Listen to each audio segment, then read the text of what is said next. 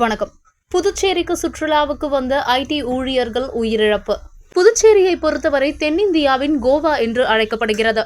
இங்கு தமிழ்நாட்டின் பல்வேறு பகுதிகளிலும் இருந்தும், கர்நாடகா, கேரளாவில் இருந்தும், ஆந்திராவில் இருந்தும் பலரும் சுற்றுலா வருகிறார்கள்.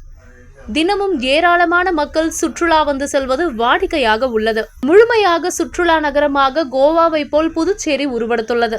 புதுச்சேரிக்கு சென்னையில் இருந்து ஒவ்வொரு வார இறுதியில் ஐடி ஊழியர்கள் பலர் சுற்றுலா செல்கிறார்கள். சனி, ஞாயிறு 2 நாட்கள் புதுச்சேரியில் அறை எடுத்து தங்கி ஜாலியாக இருப்பதுடன் புதுச்சேரியின் அழகை ரசித்துவிட்டு பைக்கில் அப்படியே திரும்புகிறார்கள். அப்படி நண்பர்கள் 2 பேர் திரும்பி வந்தபோது எதிர்பார்க்காத சம்பவம் நடந்தது. சென்னை பல்லாவரம் நாராயணசாமி வீதியை சேர்ந்த வீரபத்திரன் மகன் மதன்குமாருக்கு 24 வயதாகிறது. இதேபோல் சென்னையை அடுத்த பனையூரை சேர்ந்த பாலமுருகன் மகன் கணேஷுக்கு 28 வயதாகிறது.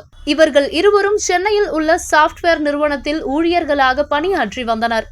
புதுச்சேரியில் வார விடுமுறையை கொண்டாட நண்பர்களுடன் இருசக்கர வாகனத்தில் நேற்று முன்தினம் பிற்பகல் சென்னையில் இருந்து புதுச்சேரிக்கு புறப்பட்டனர். இதில் மதன்குமார், கணேஷ் இருவரும் ஒரே இருசக்கர வாகனத்தில் பயணித்தனர். இதற்கிடையில் அனைவரும் சென்னையில் இருந்து கிழக்கு கடற்கரை சாலை வழியாக நண்பர்கள் அனைவரும் சென்று கொண்டிருந்தனர். புதுச்சேரியை அடுத்த விழுப்புரம் மாவட்டம் அணிசங்குப்பம் கங்கை நகர் அருகே வாகனங்களின் வேகத்தை குறைப்பதற்காக போலீசார் தற்காலிகமாக பேரிகார்டு போட்டு தடுப்புகள் அமைத்திருந்தார்கள். அதில் மதன்குமார், கணேஷ் வந்த மோட்டார் சைக்கிள் வளைந்து சென்ற போது புதுவையில் இருந்து சென்னை நோக்கி வந்த சுற்றுலா வேன் எதிர்பாராத விதமாக மோதியது. இந்த விபத்தில் இருவரும் தூக்கி வீசப்பட்டு படுகாயம் அடைந்தனர்.